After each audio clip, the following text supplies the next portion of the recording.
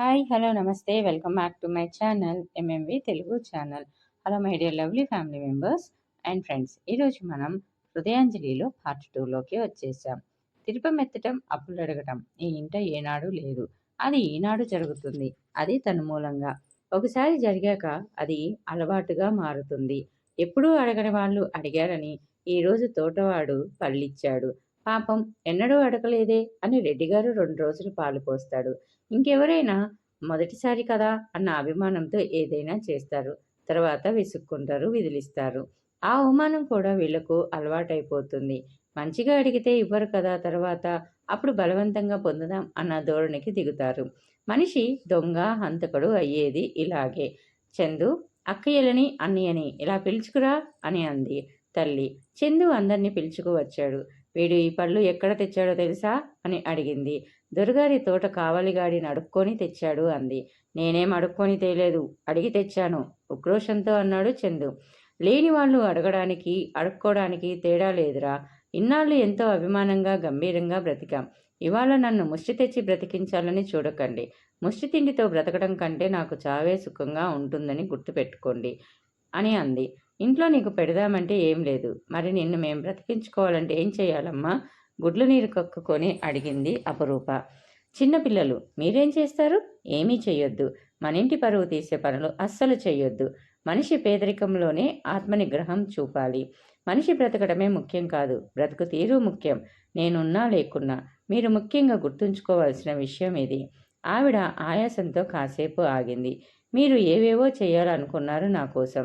ఏం చెయ్యకుండా సంఖ్యలు వేశాను కదూ. పిల్లల ముఖాల్లో కనిపించిన ఆశాభంగం చూసి బాధ కలిగింది అరుణకు. నలుగురిని తన ఎండిన గుండెల మీదకి చేర్చుకొని కౌగలించుకుంది. రత్నాల 9 పిల్లలు, నాకేం తక్కువని? అప్పుడే చస్తాన్రా. దుఃఖాశ్రుల్లో ఆనందాశ్రులో ఆమె చెక్కిళ్లను తడిశాయి.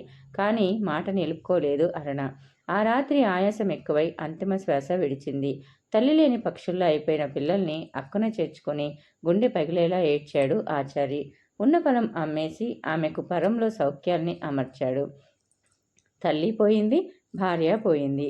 మృత్యు ఇంకా ఏ మూలనో పొంచి ఉండి ఇంకెవరినో ఎత్తుకుపోవాలని చూస్తున్నట్టుగా భయవిహ్వాలుడు కాసాగాడు ఆచారి.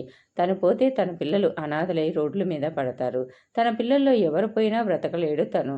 వాళ్ళు తన దాంపత్య జీవితానికి తీపి గుర్తులు. ఆ గుర్తులే ఈ భారమైన బండి ప్రయాణాన్ని సాగతీయాలి. ఆచార్ని దారిద్ర్య భారం బాగా కృంగతీస్తున్న సమయంలో పొరుగురు కరణంగారు జాలిపడి తమ ఊరి గుడి అర్చకత్వం స్వీకరిస్తే నెలకు 200 ఇవ్వగలనని చెప్పాడు. ఏటిలో కొట్టుకుపోతున్న వాడికి గడ్డి పరకే గొప్ప ఆధారమనిపించినట్టుగా అర్చకత్వమే గొప్ప అదృష్టమనిపించింది ఆచారికి. కుటుంబయుక్తంగా గుడి సత్రంలోకి మారిపోయాడు. స్వామి నైవేద్యానికి పొంగలి నిమిత్తం రోజు అర్ధసేరు బియ్యం, పులిహోర కలపడానికో చక్కెర పొంగలికో చేయడానికో కావలసిన చింతపండు, బియ్యం, పోపు గింజలు, నూనె బొటాబొటీగా ఇస్తారు. గుడి ఊడ్చే ఆమెకి భజంత్రీలకి ప్రసాదం పెట్టగా మిగిలింది పిల్లలకి పెడతాడు ఆచారి. భక్తులు వచ్చిన రోజు అదే ఉండదు. ధర్మం ఇంకా అక్కడక్కడ బ్రతికే ఉండినట్టుగా అయ్యగారన్న భక్తిభావంతో కొందరు పాలు, కూరగాయలు తెచ్చిస్తుంటారు.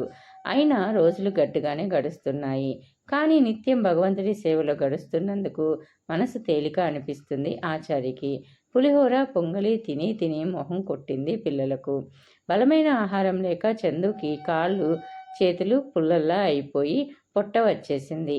వాంతులు విరోచనాలయ్యి ఓ అర్ధరాత్రి వేళ ఒళ్ళు చల్లబడిపోయింది చందుకి. ఊరికి గుడికి 1/2 మైలు దూరం. ఆచారి చంకల కింద కర్ర తీసుకొని పరిగెత్తినట్టుగా వెళ్ళి వైద్యుడిని నిద్రలేపి తీసుకువచ్చేసరికి చందులో హంస ఎగిరిపోయింది తల్లిని నానమ్మని కలుసుకోవడానికి.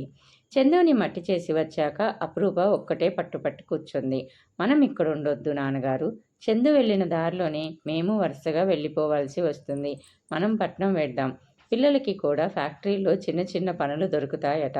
అలా పనులు చేసుకుంటూ చదువుకునే పిల్లలు బోల్డు మంది ఉన్నారట కరణంగారు చెప్పారు అని అంది. పిచ్చి తల్లివి, పట్నం అంటే మాటలా? ఇక్కడ తిన్నారా అని అడిగేవాళ్ళైనా ఉన్నారు. అక్కడ అది ఉండదు.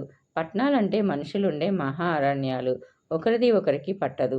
ఎవరి ప్రపంచం వాళ్ళది. ఫ్యాక్టరీలో పనులంటే ఆఫీసులో ఉద్యోగాలేమి కాదు కదా, కూలి పని.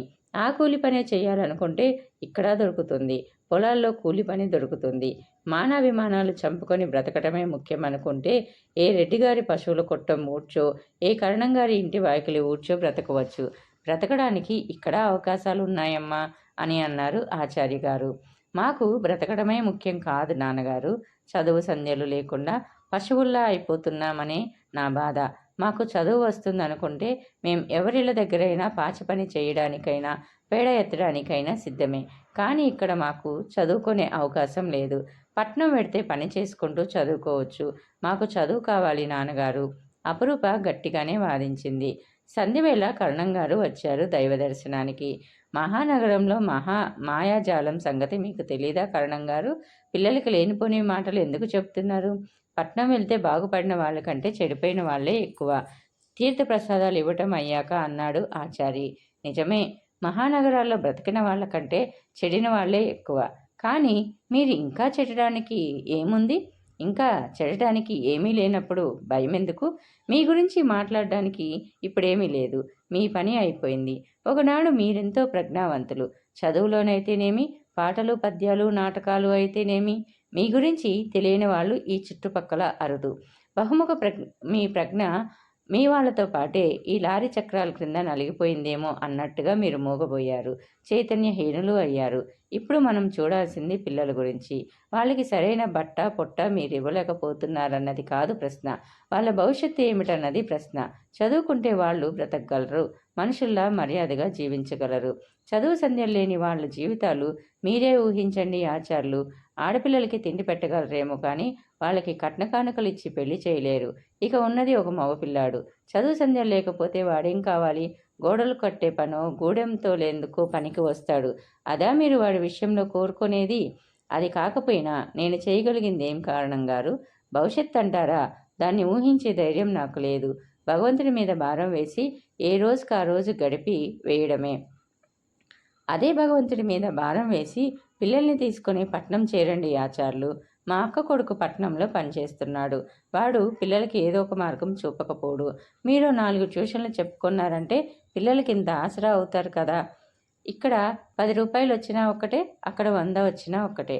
ఇక్కడ మనం తినేది అక్కడ ఇంటద్దె తినేస్తుంది. మిగతా ఖర్చులు దానికి తగ్గట్టే ఉంటాయి. మా బోటి వాళ్ళు పట్నం వాసం కాపురం చెయ్యాలంటే బండి చక్రంలో పడి నలిగిపోయినట్టే అన్నాడు ఆచారి. మీ ఇష్టం ఆచార్యులు. బరువు బాధ్యతలు మోసేది మీరైనప్పుడు నేను ఇంతకు మించి చెప్పడం భావ్యంగా ఉండదు. చదువుకోలేకపోతున్నామే అని ఆ పిల్లలు బాధపడటం చూసి నాకు తోచిన సలహా చెప్పానంతే అని సెలవు తీసుకున్నాడు కరుణంగారు. కానీ అపురూప తండ్రి అభ్యంతరాన్ని లెక్క చేయలేదు. వెళ్ళి తీరాల్సిందే అని పట్టుబట్టింది. ఉదయభాను అక్క కంటే ఎక్కువ పట్టుబట్టాడు. నాన్నగారు, మీరు రాకపోతే నేనొక్కడనే పారిపోయి అయినా చదువుకుంటాను. అక్కడ హోటళ్లలో కప్పులు కడుగుతూ చదువుకునే పిల్లలు ఎంతోమంది ఉంటారు అని అన్నాడు. వంశాకురం వాడొక్కడు పారిపోయి చదువుకుంటాను అంటున్నాడు. ఏం తిన్నాడో ఎక్కడున్నాడో అని తల్లడిల్లిపోతూ తామిక్కడ కష్టమో సుఖమో, తామిక్కడెందుకు కష్టమో సుఖమో అందరం కలిసి పంచుకోవడం మేలు కదా అని ఆలోచించి చిట్ట చివరికి అంగీకరించక తప్పలేదు ఆచారికి. కరణంగారి తమ్ముడు మోహన్ రావుకు సిటీలో జనరల్ స్టోరు ఉంది. చాలా పత్రికలకి ఏజెన్సీ కూడా ఉంది. అతడి చేతి కింద 2 అబ్బాయిలు ఇదివరకే పనిచేస్తున్నారు. కరణంగారు తమ్ముడికి ఆచారి బ్రతికి చెడిన వైనం గురించి చెప్పి చదువుకోవాలన్న అభిలాష ఇంత దూరం తీసుకువచ్చిందని చెప్పి వాళ్ళకి ఏదైనా ఆధారం చూపించి ఆదుకోమని చెప్పాడు. మోహన్ రావు జనరల్ స్టోర్ పక్కనే ఒక అద్దె పుస్తకాల షాపు ఉంది. అది ఓ శాస్త్రి గారిది. అతడు ఈ మధ్యనే డోర్ డెలివరీ ప్రారంభించాడు. అతడి క్రింద పనిచేయడానికి కుర్రాడి అవసరం ఉందని తెలిసాక ఉదయభానుని రికమెండ్ చేశాడు మోహన్ రావు. అయితే అతడితో ఉదయం సాయంత్రం పని చేయించుకోవాలని, బడివేళకి వదిలేయాలని చెప్పాడు. వెంటనే ఉదయభానుని పనిలోకి తీసుకున్నాడు శాస్త్రి. ఆచారికి కూడా 1-2 ట్యూషన్లు మాట్లాడి పెట్టాడు మోహన్ రావు. వారం రోజుల్లో మోహన్ రావు ఆశ్రయంలో ఉండి వాళ్ళ ఇంటికి దగ్గరలోనే ఒక అద్దె గదిలోకి మారిపోయారు. పిల్లలు 3 స్కూళ్ళల్లో చేరారు. పట్నవాసపు కాపురం ప్రారంభమైంది. ఒకరి రెంటు రెంటు నెలలు గడిచేసరికి 1-2 నెలలు గడిచేసరికి ఆచారికి 2-3 ట్యూషన్లు పెరిగాయి. తండ్రికి సాయంగా అపురూప కూడా పిల్లలకి పాఠాలు చెబుతూ ఉంటుంది. ఇంటాయనకి టైలరింగ్ షాప్ ఉంది. అక్కడ అన్నీ లేడీస్ బట్టలే కుడతారు. కాజాలు హెమ్మింగ్ చేసి ఉక్స్ పెడితే జాకెట్కి ఇంతని డబ్బులు ఇస్తారు. సాయంత్రం స్కూల్ నుండి వచ్చాక ఓ గంట ఆ పని చేస్తుంది అపురూప. సెలవుంటే ఇంకా ఎక్కువ టైం చేస్తుంది. పాలు కూరగాయలకు అయ్యే ఖర్చు అంతా ఈ కుట్టు పని మీద వచ్చే డబ్బులతో గడిచిపోతుంది. అర్చితకి పని ఓపిక తక్కువ. కుట్టు పని అంటే మరీ విసుగు. ఇంటి పనిలో మాత్రం అక్కకి సాయం చేస్తూ ఉంటుంది. ఆ పిల్లలో మెచ్చుకోవాల్సిన సుగుణం ఏమిటంటే చదువులో ఫస్టు, స్కూల్లో ఫస్టు. స్కూల్ పుస్తకాలే కాదు, పత్రికలు కూడా బాగా చదువుతుంది. సినిమాలన్నా సినిమా పాటలన్నా చాలా ఇష్టం. అందరికన్నా చిన్నది, అమ్మలేనిది. అందుకని తండ్రి అక్క ఏమీ అనరు. ముద్దు మురిపాలు తీర్చడానికి సంపద లేదేమో గాని గుండెల్లో ప్రేమకి ఇంకా కొరత లేదు. ఉదయభాను ఒక్క పేపర్ ఇవ్వడమే కాదు, పాల ప్యాకెట్లు కూడా వేసేవాడు. లాటరీ టిక్కెట్లు అమ్మేవాడు. ఇరుగు పొరుగు వాళ్ళు ఏ పని చెప్పినా అభిమాన పడకుండా చేసేవాడు. వాడికి తెలుసు, అభిమాన పడితే ఈ సిటీలో బ్రతకలేమని. ఎవరికి తోచింది వాళ్ళు ఇచ్చేవాళ్ళు. అపురూపకు కూడా ఇప్పుడు 16 ఏళ్ళు. ఉదయకాంతిలో విచ్చుకున్న కమలంలా ఆమెలో అందాలు విచ్చుకుంటున్నాయి. మబ్బుల క్రింది నెమలిలా ఆమెలో యవ్వనం పురులు విప్పుతుంది. అప్పుడప్పుడు తప్పనిసరిగా చేయాల్సి వచ్చే ఉపవాసాలు ఆమె శరీరానికి మంచి ఆరోగ్యాన్ని, చక్కని ఆకృతిని సమకూర్చుతున్నాయి. ఆమె చూస్తుండగానే మగపిల్లల గుండెలకి ఎక్కుపెట్టిన మన్మథ బాణం అయిపోయింది. యవ్వనానికి బీద గొప్ప తెలియదు. సమయం రాగానే అందరినీ సమంగా వరిస్తుంది. మగపిల్లల చూపులు అయస్కాంతంలా తనను అతుక్కుపోతుంటే కంపరంగా తోచేది అపురూపకు. చాలా వరకు తల వంచుకుపోవడమే నేర్చుకుంది. ఎప్పుడైనా తలెత్తవలసి వస్తే ఆమె కళ్ళల్లో కనిపించే ఎరుపు చీరలు చూసి అదిరిపాటుతో పక్కకు తప్పుకుపోతుంటారు మగపిల్లలు. మగపిల్లలంటే ఆమెకున్న కంపరం 10 రెట్లు 100 రెట్లు పెరిగిపోయే సంఘటన ఒకటి జరిగింది. శ్వేత అపురూప క్లాస్మేటు. చదువులో ఆ పిల్ల కొంచెం డల్లు. లెక్చరర్ నోట్స్ చెప్తే సరిగా రాసుకోలేదు. రాసుకున్నది 1,00,000 తప్పులతో ఉంటుంది. అందుకని అపురూప నోట్స్ తీసుకొని రాసుకొని తిరిగి ఇచ్చేస్తూ ఉంటుంది. ఏదైనా డౌట్ వచ్చినా అపురూపనే అడుగుతూ ఉంటుంది. ఫైనల్ పరీక్షల ముందు ఒక్కదానికి చదువు బుద్ధి కాదు. నువ్వు రాపు, మనం కంబైన్ స్టడీ చేద్దాం అంటూ బలవంతంగా అపురూపని ఇంటికి తీసుకువెళ్ళింది. శ్వేత వాళ్ళది పెద్ద మేడ. ఇంట్లో అడుగడుగునా ధనవంతులకు ఉండే హంగులన్నీ ఉన్నాయి. మండిపోయే ఎండల్లో ఏసీ అమర్చిన గదిలో కూర్చొని చదువుకోవటం హాయిగానే ఉండేది అపురూపకు. పోతే ఆ ఇల్లు తన కాలేజీకి వెళ్ళొచ్చే దారిలోనే ఉంది. ఇంకొక కారణం కూడా ఉంది. ధనవంతుల అమ్మాయినన్న అహంభావం ఎక్కడా కనపరిచేది కాదు శ్వేత. అపురూప అంటే ప్రాణం ఇచ్చేంత స్నేహంగా ఉండేది. వాళ్ళింటికి అలా వస్తూ పోతూ ఉన్నప్పుడు శ్వేత అన్న ప్రదీప్ కళ్ళల్లో పడింది. పచ్చని తోటలో విచ్చిన గులాబీలా అతడి కళ్ళు ఆమె మీద పడ్డాయి. ఆమె కనిపించిన ప్రతిసారి ఒక విసనకర్రతో విసిరినట్టుగా అతడిలో మోహ వీచికలు వీచేవి. ఎలాగైనా ఆమెతో మాట్లాడాలని తాపత్రయపడేవాడు. అవకాశం వెతికేవాడు. అతడు మాట్లాడించాలని ప్రయత్నించినప్పుడల్లా ముక్తసరిగా జవాబిచ్చి తప్పించుకుపోయేది అపురూప. ఒకరోజు మేడ మీద గదిలో ఒక లెక్కతో గంటసేపు కుస్తీ పట్టారు శ్వేత, అపురూప. ఎన్ని విధాలుగా చేసినా ఆన్సర్ సరిగా రావటం లేదు. చివరికి పుస్తకంలో ఇచ్చిన ఆన్సరే తప్పేమో, లెక్క తప్పేమో అన్న అభిప్రాయానికి వచ్చింది అపురూప. మా అన్నయ్యని అడిగి వస్తానుండు అంటూ లెక్కల పుస్తకం నోట్స్ తీసుకొని తుర్రున పరిగెత్తింది శ్వేత. ఈ లెక్క ఎంత బద్దలు కొట్టుకున్నా రావటం లేదు అంటూ లెక్క అన్నగారి ముందు పెట్టింది. ఇంజనీరింగ్ చేస్తున్న ప్రదీప్కి లెక్కలు కొట్టిన పిండే. లెక్క ఒకసారి చదవగానే ఓస్, ఇంత ఈజీ లెక్క రాలేదంటే నీదే కాదు, నీ ఫ్రెండ్ది కూడా మట్టి బుర్రేననాలి అన్నాడు. అబ్బా, ఫోజులు కొట్టక చెప్పన్నయ్యా అని అంది. నీకు చెప్పినా లాభం లేదు, నీ ఫ్రెండ్కే చెబుతాను పదా అంటూ ఆమె గదికే బయలుదేరాడు. ఆడలేక మధ్యలో ఓడన్నట్టుగా లెక్క చేయడం రాక లెక్క తప్పు, ఆన్సర్ తప్పు అంటావా? లెక్క తప్పు కాదు, ఆన్సరు తప్పు కాదు అంటూ అపరూప ముందు లెక్క చెప్పడానికి కూర్చున్నాడు. ఆమెకంత దగ్గరగా కూర్చొని ఆమె ముఖంలోకి సుటీగా చూస్తూ చెప్పడం అతడికి ఏమిటో పరవశంగా ఉంది. తనకు తానుగా లెక్చరర్ పదవి సంపాదించుకొని ఆమెకు రాని లెక్క చెప్పడం గర్వంగా ఉంది ఆ అబ్బాయికి. పుస్తకంలో ఉన్న ఆన్సర్తో అతడు చూపిన ఆన్సర్ సరిగ్గా సరిపోవడంతో అతడి ముఖంలో విజయకేతనం రెపరెపలాడింది. ఎన్ని రకాలుగా చేసి చూశాను కానీ ఈ రకంగా చెయ్యలేదు. ఈ రకం చేస్తే నాకు వచ్చేది ఆన్సర్ అని అంది. ఈ రకంగా చేస్తే వచ్చేది, కానీ చెయ్యలేదు కదా నువ్వు. మరి రాని లెక్క చెప్పినందుకు పారితోషికం నాకేమిస్తారు అని అడిగాడు. తెల్లబోయినట్టుగా చూసింది అపురూప. ఈ మాత్రం లెక్క చెప్పినందుకు పారితోషికమా? అది తనివ్వాలా అనుకుంది. స్నేహితురాల్ని ఆ ఇబ్బంది నుండి తప్పిస్తూ లెక్క ఒక్క అపురూపది మాత్రమే కాదు, నాది కూడా. మా ఇద్దరిది కలిపి ఒక కప్పు కాఫీ, కమ్మటి బ్రూ కాఫీ కలిపి తీసుకువచ్చి ఇస్తాను అంటూ కాఫీ కలిపి తీసుకురావడానికి వెళ్ళింది శ్వేత. శ్వేత కాఫీ ఇస్తున్నందుకు పారితోషికం గండం గడిచిందనుకోకు. నేను లెక్క చెప్పింది నీకే, పారితోషికం నువ్వే ఇవ్వాలి. ఆమె ఆపాదమస్తకం చూపులతో తడుముతూ అన్నాడు. ఏమివ్వాలి? అయోమయంగా చూసింది. 25 అబ్బాయి స్వీట్ 16ని అడిగే పారితోషికం ఏమిటో తెలియనంత అమాయకురాలివనుకోను. అది నా నుండి వినాలని సరదా పడితే కాదనను. ఒక అబ్బాయి అమ్మాయిని అడిగే పారితోషికం ముందు మనసు, తరువాత బుస్సుమంటూ పైకి లేచే పాము పడగల అపురూప చెయ్యి పైకి లేచింది. కానీ అతడి చెంపను ముద్దు పెట్టుకోకముందే అతడి చేయి చురుగ్గా కదిలి పట్టేసింది.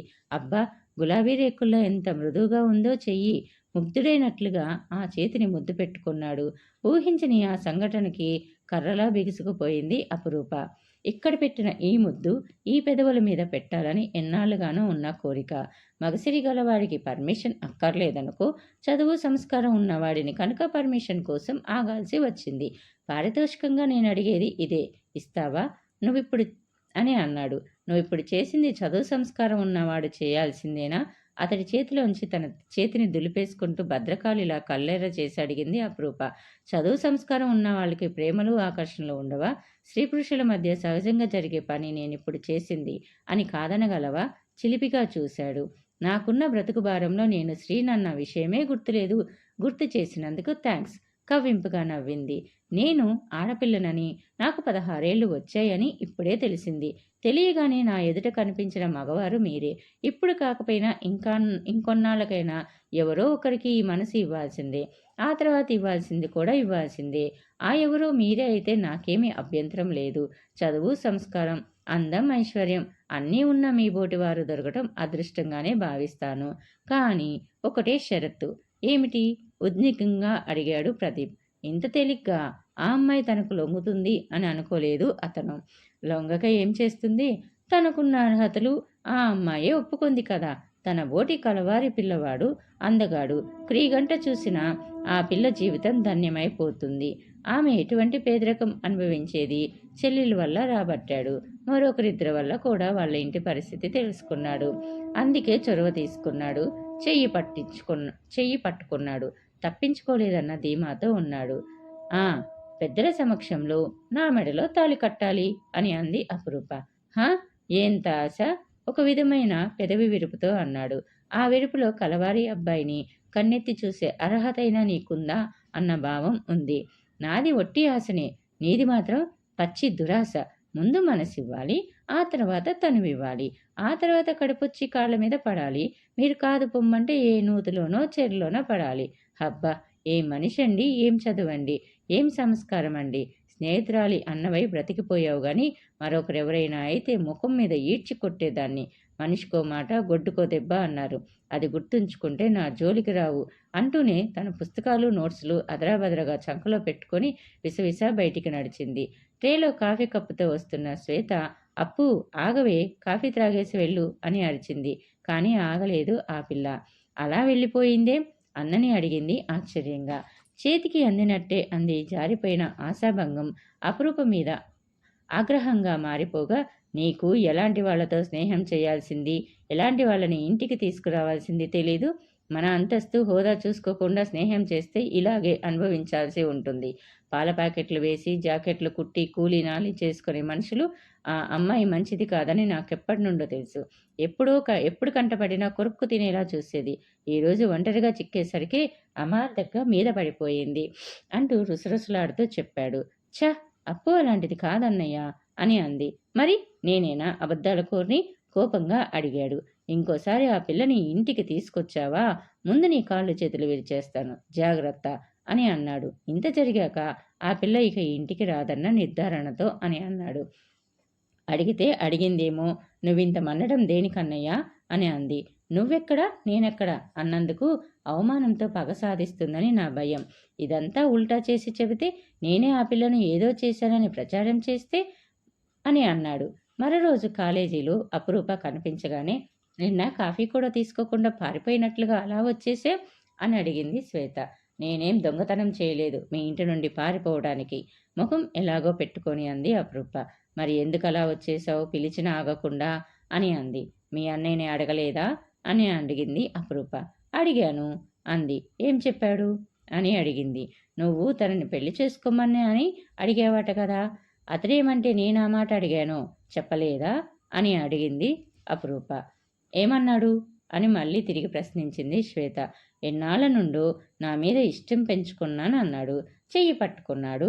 ఇష్టమైతే పెళ్లి చేసుకోమని అడిగాను తప్ప అని అడిగింది.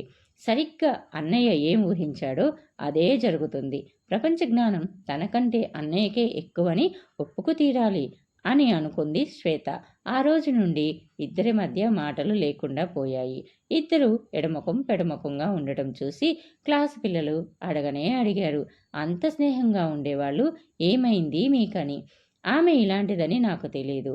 మా ఇంటికి వస్తూ పోతూ ఉండటంతో మా అన్నయ్య మీద కన్నేసింది. కూటికే గతి లేని వాళ్ళు దారిన పోయే బిచ్చకాడు కూడా చేసుకోడు. అలాగే ఉంటే ఈ జన్మకి పెళ్లి కాదని తెలుసు తనకు. తెలివిగా మా అన్నయ్యకు ప్రేమ అన్న వల విసిరి పెళ్లాడాలని చూసింది.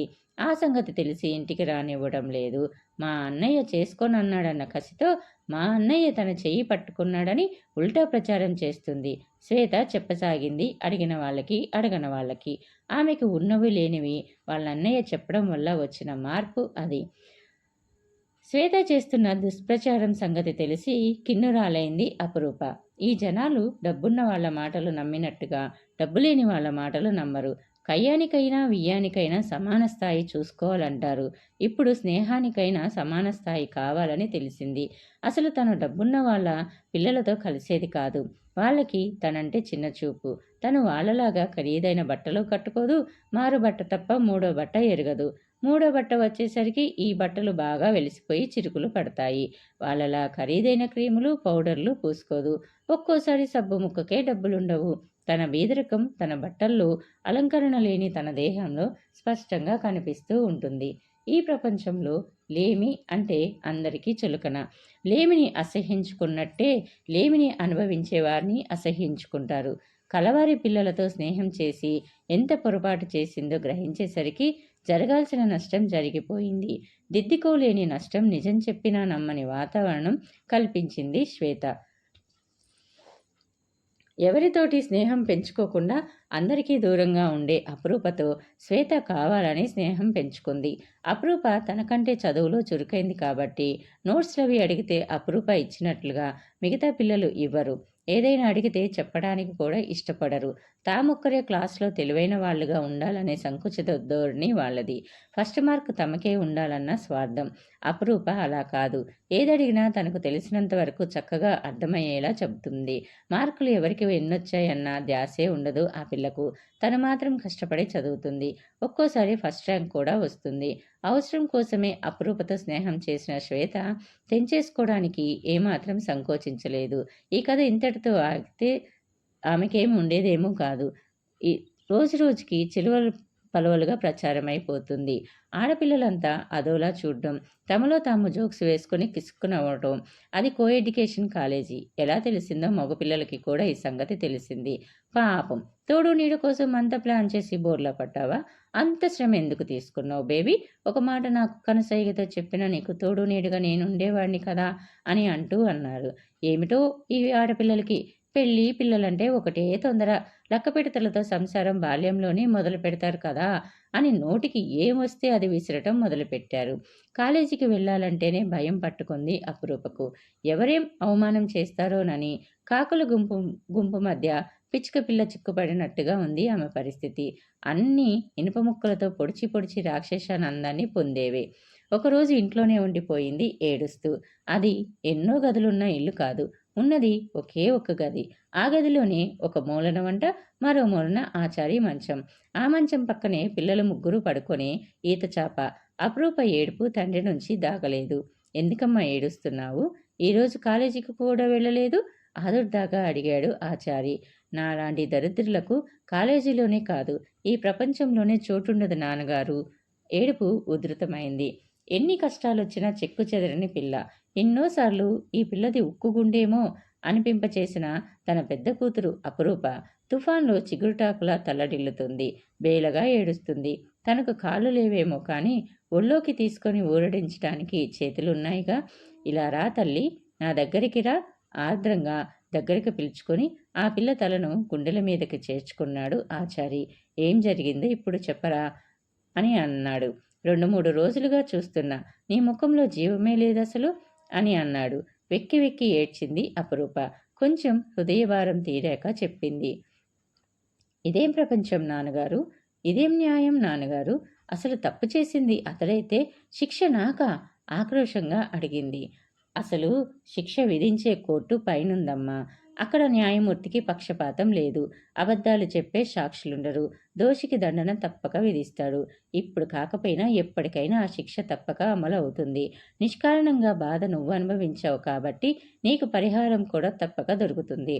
ఆ పిల్ల తలను మృదువుగా స్మరిస్తూ అన్నాడు ఆచారి. కాలేజీ మానేద్దాం అనుకుంటున్నాను నాన్నగారు అని అంది అపురూప. ఎన్ని కష్టాలు పడింది ఈ చదువు కోసమే కదమ్మా. తప్పు చేయని దానికి నీకెందుకమ్మా భయం సిగ్గు? తలెత్తుకొని మరీ వెళ్ళు కాలేజీకి. చక్కటి మార్కులతో నువ్వు పాస్ కావటమే నువ్వు వాళ్ళకిచ్చే జవాబు. పిచ్చి తల్లి, ఎవరో ఏదో అన్నారని నీ జీవిత లక్ష్యాన్ని వదులుకుంటావా అంటూ ఆరిపోతున్న దీపానికి చమురు అందించినట్టుగా అయింది తండ్రి ఊరడింపు. అర్పిత కూడా యవ్వన ప్రాంగణంలోకి అడుగుపెట్టి వయసును మించి ఎదిగిపోసాగింది. అక్క కంటే ఓ బెత్తెడు పొడుగు ఎక్కువే అయింది. ఎవరపు మిసమిసతో అంతకుముందు కనిపించని అందాలు ఆమెలో కనిపించసాగాయి. వస్తూ పోతూ ఉంటే బాడీగార్డులు తయారయ్యారు. కాలేజీలో బయట ప్రేమ భిక్షువులకు, ప్రేమ పూజారులకు లెక్క లేకుండా పోయింది. వాళ్ళ ఆరాధన ఆమెకు గర్వంగా ఉండేది. కానీ ఆమెకు ఎవరి మీద ఆసక్తి కలగలేదు. కారణం ఆ పిల్లకు చదువు పట్ల మక్కువ ఎక్కువ. ఆ మక్కువను జయించగలిగే మగవాడింతవరకు తారసపడలేదు. ప్రేమ పూజారులు ఆ వీధిలోనే ఇద్దరున్నారు. ఒకడు ఎదురింటి మేడ మీద అబ్బాయి కిరణ్, 2 ఇళ్ల అవతల శేఖరు. కిరణ్ ఎప్పుడు కిటికీలో కూర్చొని ప్రేమ తపస్సు చేస్తే శేఖర్ వాళ్ళింటి డాబా మీద పెట్టుకోడ ఎక్కి కూర్చొని తపస్సు చేస్తుంటాడు. ఒకరోజు కిరణ్ ప్రేమలేఖ వ్రాసి తమ్ముడికిచ్చి పంపుతుంటే వాళ్ళమ్మ పట్టుకుంది. గంధర్వ కన్యమని, మరునిసారానివని వర్ణన. ఆమె ప్రేమలో తన పిచ్చివాడైపోతున్నానని, కరుణించి పెళ్ళాడకపోతే గుప్పెడు నిద్ర మాత్రలతో ఈ బ్రతుకునే చాలిస్తానని ఉంది. వాళ్ళమ్మ జుట్టు పట్టుకు ఏడ్చి మరీ తన్నింది కిరణ్ని. పరీక్షల్లో డుమ్మ కొడుతూ నీకు పెళ్లి కావాల్సి వచ్చిందా అని. కానీ తల్లిదంతే మాసిపోయే ప్రేమ కాదు అతడిది. చాలా గాఢమైన ప్రేమ. అదెంత అరవీర భయంకరమైన ప్రేమనో వారం తిరగకుండానే జరిగిన ఒక సంఘటన వల్ల బట్టబయలైంది. ఆ రోజు సాయంత్రం ప్లేగ్రౌండ్లో శేఖర్కి, కిరణ్కి ఆటలో పేచీ వచ్చింది. నిన్ను చాన్నాళ్లుగా చూస్తున్నాన్రా. ఆటలోనే కాదు అన్నిటిలోనూ నాకు పోటీగానే తయారయ్యావు. నా అర్పితకు నువ్వు డాబా పెట్టుకోవడం మీద కూర్చొని సైట్ కొడుతున్నప్పుడే నీ కాళ్ళు విరిచేయాల్సింది. వాళ్ళ ఇంటి ముందు నుండి పూటకు 10 సార్లు చక్కర్లు కొడుతూ వాళ్ళ గుమ్మానికి అయస్కాంతం ఉన్నట్టుగా నీ ముఖం గిర్రను అటు తిరిగి అతుకుపోయినప్పుడే నీ మెడ విరిచేయాల్సిన మాట. శేఖర్ మీద పడి కుమ్ముతూ అన్నాడు కిరణ్. నీ అర్పిత ఏమిటిరా? నువ్వేమైనా తాళిగట్టిన పెళ్ళామా అది అని అన్నాడు కిరణ్. అది ఇది అన్నావంటే నీ నాలుక చీరేస్తాను. తాళిగట్టకపోతేనే నేను ప్రేమించిన పిల్లరా ఆమె. నువ్వే కాదు ఇంకెవరు ఆ పిల్లకేసి కన్నెత్తి చూసినా వాళ్ళు కళ్ళు పీకేస్తాను, ఓ కాళ్ళు విరిచేస్తాను. ఆ పిల్లను ప్రేమించడానికి నీకొక్కడికే లైసెన్స్ ఉందా అని అన్నాడు కిరణ్. వెర్రి వెదవ. బరిలోకి దిగిన పోట్ల గిత్తల ఒకరినొకరు కుమ్ముకొని కొట్టుకోసాగారు. 10 నిమిషాల పాటు సాగిన ముష్టి యుద్ధంలో ఇద్దరు క్షతగాత్రులైపోగా జతపిల్లలు పరిగెత్తుకు వెళ్ళి వాళ్ళ వాళ్ళ ఇళ్లలో సమాచారాన్ని అందించారు. లబోదిబోమంటూ పెద్దవాళ్ళు పరుగు పరుగు చేరి చెరో ఆటోలో హాస్పిటల్కి తీసుకువెళ్లారు. శేఖర్కి తగిలిన దెబ్బలు సీరియస్గానే ఉండటంతో అతన్ని హాస్పిటల్లో అడ్మిట్ చేసుకున్నారు. కిరణ్కి అవసరమైన చోట్ల ప్లాస్టర్లు వేసి చేతికి మెడకు బ్యాండేజ్ వేసి ఓ ఇంజెక్షన్ ఇచ్చి ఇంటికి పంపేశారు. ఓ ఆడదాని కోసం కొట్టుకు చచ్చిన కొడుకును చూస్తుంటే తల్లికి కొడుకు మీద మండుకు రావడానికి బదులు దీనికంతా కారణమైన ఎదురింటి ఆడపిల్ల మీద రాసాగింది. కొడుకును బరబరా లాక్కొచ్చి వాకిట్లో నిలబెట్టి మరీ అరవసాగింది. తల్లి లేదు, తండ్రి ఉన్నా లేనట్టే కుంటి సన్నాసి. పొద్దున లేస్తే 10 సార్లు అటు ఇటు ఒగలొలకపోస్తూ హొయ్యలొలకపోస్తూ తిరుగుతారు. ఈ వీధిలో కుర్రాళ్ళు పిచ్చాళ్ళైపోతున్నారు. మీ ధ్యాసలో వాళ్ళకి చదువు సంధ్యలే లేకుండా పోతున్నాయి అని అరుస్తూ ఉంది. ఏం జరిగింది పిన్ని గారు అంటూ అపరూప శాంతంగా అడిగింది. ఇదిగో చూడు వీడి అవతారం. వీడు ఆ శేఖర్ గాడు నీ చెల్లెల కోసం కొట్టుకు చచ్చారు. దేవుడు మీకింత అందం ఎందుకిచ్చాడో మా కుంపలకు చిచ్చుగా తయారయ్యారు అని అంది ఆమె కోపంగా. అపరూపకు ఆమెకు ఏం జవాబు చెప్పాలో తోచలేదు. దరిద్రులు అందంగా ఉండటం కూడా నేరమేనా అని అనుకుంది. కానీ అర్పిత మాత్రం ఊరుకోలేదు. కిరోసిన్ సీసా అగ్గిపెట్టె తెచ్చి ఆవిడ చేతికిచ్చింది. ఇది నా మీద పోసి అగ్గిపుల్ల గీచాయి. నాకు ఈ అందంతో ఇబ్బందిగానే ఉంది. మీ ఆడోళ్ళంతా కుక్కల్లా కనిపారేసిన మగపిల్లలంతా చిత్తకట్టె కుక్కల్లా నా వెంట పడుతుంటే వేగలేక చస్తున్నాను. ఎదిరింటామే కంపరంగా కిరోసిన్ సీసా అగ్గిపెట్టె కింద పడేసి అంది. ఆ తగలబెట్టుకునేదేదో నువ్వే తగలబెట్టుకోరాదా, విడకవుతుంది అని అంది. నాకు చేతులు రావటం లేదాంటీ, భయం. కానీ ఇంత జరిగాక భయం అంటే బాగుండదు కదా. కిరోసిన్ నేనే పోసుకుని అంటించుకుంటాను. కానీ నా చావుకు కారణం మీరని చీటీ వ్రాసి పెట్టి అంటించుకుంటాను. ఇంటి ముందు వచ్చి నువ్వు చేస్తున్న ఆగడం ఈ వీధంతా చూస్తున్నారు. వీళ్ళంతా నా చావుకి సాక్ష్యం ఉంటారు అని అంది. ఆవిడకు తల తిరిగిపోయింది. బాగుంది, నిన్ను నేను చావమన్నానా అంటూ నెమ్మదిగా అక్కడి నుంచి జారుకుంది. ఈ సంఘటన ఆచార్యని చాలా గాయపరిచింది. వయసొచ్చిన ఆడపిల్లలకి పెళ్లి చేయలేని కుంటి తండ్రి తను, కుంటి సన్యాసి అని. అపరూప BA, ఉదయభాను బీకాం ఒకేసారి పాస్ అయ్యారు. ఇద్దరిలో ఎవరికి మంచి ఉద్యోగం దొరికినా ఈ చిల్లర పనుల నుండి విముక్తి కలిగి ఈ సంసార నావ ఒక ఒడ్డుకు పడుతుందనుకుంటుండగానే ఒక సంఘటన జరిగింది. అది ఉదయభాను పెళ్ళి. ఒకరోజు సాయంత్రం, ఎవరున్నారమ్మా ఇంట్లో అంటూ మర్యాదస్త్రీలో కనిపిస్తున్న ఒక నడి వయసు ఆయన గుమ్మంలోకొచ్చి అడిగాడు. అపరూప తన పని చేస్తున్న కాన్వెంట్ పిల్లలవి పేపర్లు కరెక్షన్ చేస్తుంది. తలెత్తి చూసి ఎవరు కావాలండి అని అడిగింది. మీ నాన్నగారు ఉన్నారా అమ్మా అని అడిగారు ఆయన. ముఖం తెలియని ఈయనకు నాన్నగారు ఎలా తెలుసు అని ఆశ్చర్యపోతూ, ఉన్నారు, ఆయన ఆరోగ్యం అంత బాగుండలేదు. చాలా రోజులుగా ఆయనకు జ్వరం వస్తుంది, లేవలేకుండా ఉన్నారు. మీరెవరు అని అడిగింది. లోపలికి పిలిస్తే నా పరిచయం చేసుకుంటానమ్మా ఆయన మందహాసంతో అన్నాడు. నాన్నగారు బాగున్న రోజుల్లో తెలిసినవాడేమో అనుకుంటూ లోపలికి రండి అని ఆహ్వానించింది. అక్కడున్న చెక్కపెట్టె మీద ఆయన్ని ఆశ్రయుణ్ణి చేసి, నాన్నగారు మీకోసం ఎవరో వచ్చారు అంది. అంటూనే ఆయన్ని లేపి కూర్చోపెట్టింది. నమస్కారం అండి, నా పేరు అయ్యప్ప శాస్త్రి అంటారండి. మీతో ఒక విషయం మాట్లాడిపోదామని వచ్చాను అని అన్నాడు. పూర్వాశ్రమంలో మీరు నాకు పరిచయమా? నాకు గుర్తు రావటం లేదు అంటూ నొచ్చుకుంటూ అన్నాడు ఆచారి. పరిచయం ఏం లేదండి మనకి. ఇప్పుడు మాత్రం మీతో బంధుత్వం కలుపుకుందామని వచ్చిన వాడిని. గొప్ప సస్పెన్స్ని అందరి ముఖాల్లో క్రియేట్ చేస్తూ అడిగాడు. అందరూ ఆయన ముఖంలోకి ఆశ్చర్యంగా చూడసాగారు. మీ అబ్బాయి ఉదయభానుకి మా అమ్మాయి జ్యోతినిద్దామని వచ్చాను అని అన్నాడు. మా అబ్బాయి మీకెలా తెలుసు?